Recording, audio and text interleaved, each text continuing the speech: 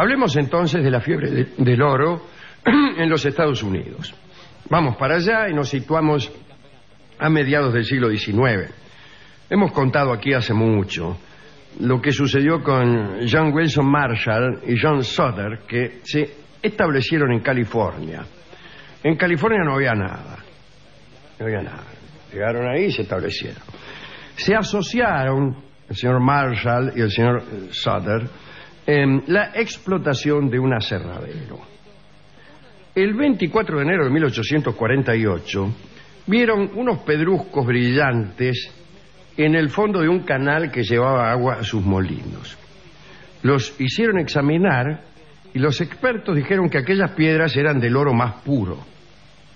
Bueno, enseguida se comprendió la amplitud de aquel descubrimiento y por todas partes parecía surgir oro. Todos ponían atención y toda la región se llenó de apariciones áureas. Sin embargo, a Marshall y a Sutter no le fue bien. Todos los obreros que laburaban con ellos en el aserradero los abandonaron y rajaron en busca de sus propios oros. Y además le robaron el ganado, o sea que se iban, los cuatrerearon. Y además la propiedad fue invadida y ocupada por aventureros que llegaban. Marshall se enloqueció, se volvió loco, pero no metafóricamente, no, se volvió loco. Enloqueció. Vio que todo el mundo encontraba oro en otros lugares, que él, que era el que había descubierto el oro, no accedía a ninguna clase de riqueza y se volvió loco. El otro, Sutter, recibió en los últimos años de su vida una pensión del estado de California para salvarlo de la miseria. Antes de la desgracia de quienes detonaron la famosa fiebre del oro, la noticia del descubrimiento llegó al este, quiero decir, antes de que los chorearan a estos tipos. La noticia llegó enseguida al este. Muchos fueron escépticos, pero algunos hechos certificaron que el oro era verdadero y abundante. El Jornal de Comercio de New York publicó una carta que daba precisiones al respecto, pero faltaba la confirmación oficial, que llegó al poco tiempo. De California habían partido 2 informes detallados que iban dirigidos por el gobernador al Departamento de Guerra e iban acompañados por una caja llena de pepitas de oro y un poco de polvo de oro. El gobierno de Washington se había mantenido hasta entonces en una prudente reserva. Decía el presidente James Polk, la certificación de milagros exige cierta reflexión. Está bien dicho eso, ¿eh? Pero luego, al ver los informes y al ver el oro, el presidente comunicó oficialmente la noticia al Congreso. Muchachos, hay oro. Y se armó. Enseguida partieron los más entusiastas, al instante. Ahora, era muy difícil llegar a California en aquellos tiempos. Había 2 rutas por mar. Una era por América Central, yendo hasta México o hasta Nicaragua o hasta Panamá, atravesando el continente y embarcándose de nuevo para llegar a San Francisco. Algunos también lo hacían contorneando el Cabo de Hornos, pero tardaban un año desde New York a San Francisco justamente, ¿no? No estaba el canal de Panamá todavía. El trayecto por América Central, que era el más breve, implicaba serios peligros porque uno podía contagiarse fiebre amarilla o cólera o algo. El caso es que algunas semanas después del discurso presidencial ya no había ningún lugar, ningún navío de la costa atlántica. Pronto los conquistadores del oro tuvieron que viajar amontonados. Cuentan los cronistas que era prácticamente imposible hacer el menor movimiento en los barcos.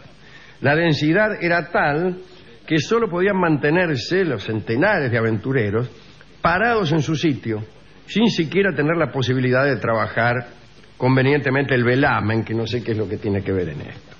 Había muchos celos, no celos por mujeres, sino que deseaban la desgracia del vecino. Algunos quemaban la hierba detrás de sí para molestar a los caminantes atrasados.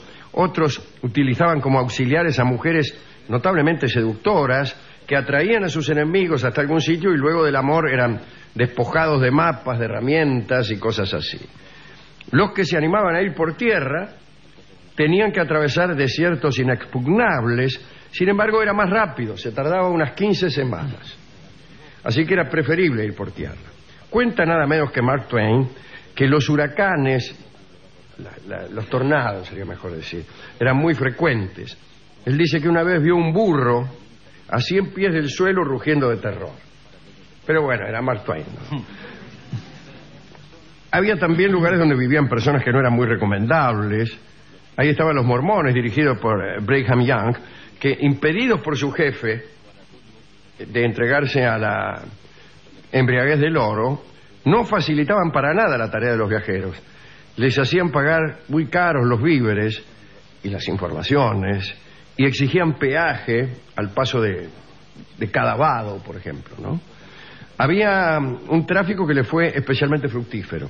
Los mormones cambiaban un animal en buen estado, un caballo, ¿no?, por 3 cansados. Entonces ponían los cansados a pastar y una vez que los recuperaban, los cedían de nuevo siguiendo la misma proporción de 1 a 3. Los viajeros aceptaban aquellos abusos sin demasiado rencor. No solamente se presentaban a estas aventuras los norteamericanos, también había chinos, franceses, españoles. Y un cronista cuenta las aventuras de 18 vascos que se fueron para allá a caballo desde la Argentina. Tardaron 1 año y medio para llegar a California. Había 25.000 franceses, porque las noticias de California habían suscitado un enorme interés en París. Se estima que en aquel momento, en 1850, había una mujer por cada 20 hombres en California. Y eso lo aprovechaban algunas chicas. Por ejemplo, una muchacha llamada Claire Permot se arriesgó a atravesar un lugar de búsqueda de oro en un coche bastante lujoso. Y 3.000 mineros pagaron $1 cada uno para que ella levantara las cortinas de su coche y pudieran verla. Estaban desesperados los tipos. Bueno, al poco tiempo de este asunto, llegaron a California cientos de prostitutas. Cada vez que llegaba un barco con prostitutas, los especialistas abrían el ojo. Enviaban a los capitanes señales en Morse, preguntaban si había mujeres a bordo, y si la respuesta era positiva, era importante estar prevenido porque se armaban muchos líos. Esto era en San Francisco, desde luego, ¿no? Y algunos se hicieron ricos con eso. Otros tuvieron que irse a Montana o a probar suerte en Nevada, donde había minas de plata. Porque sucedió lo que sucede siempre con estas cosas. Hay por ahí un poco de oro y después no hay más. Como le pasó a Julius Popper acá en el sur argentino, ¿no? Y la dispersión comenzó cuando al gobierno se le ocurrió una idea, a saber, monopolizar la explotación del oro que se había descubierto. Bueno, era la peor noticia para los aventureros. Pero San Francisco progresó muchísimo gracias a esto. Allí se hicieron trabajos de vialidad y de ferrocarril. Antiguamente era una ciudad donde las calles eran unos ríos de lodo, con incendios constantes, casas de madera, tiendas de tela, y todo eso comenzó a cambiar y aparecieron los bomberos, los hoteles, los teatros, las tabernas, los asesinatos, el póker, los desfiles, la fábrica de whisky, los discursos políticos, el progreso, va. Y así terminó la fiebre del oro. Primero tuvimos que irnos a Nevada a buscar plata, a buscar minas de plata en Nevada, qué sé yo. Y basta, no hubo más oro.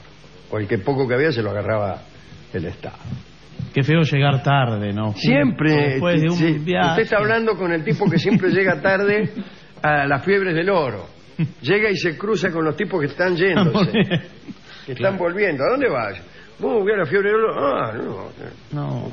Porque llega tarde a los cumpleaños. Bueno. Hemos ido a la discoteca a buscar tangos que tuvieran que ver con la fiebre del oro, y una vez referida esta historia al discotecario, quedó impresionado por el progreso de San Francisco y por el progreso de otras actividades que no eran buscar oro, sino abastecer a los que lo buscaban.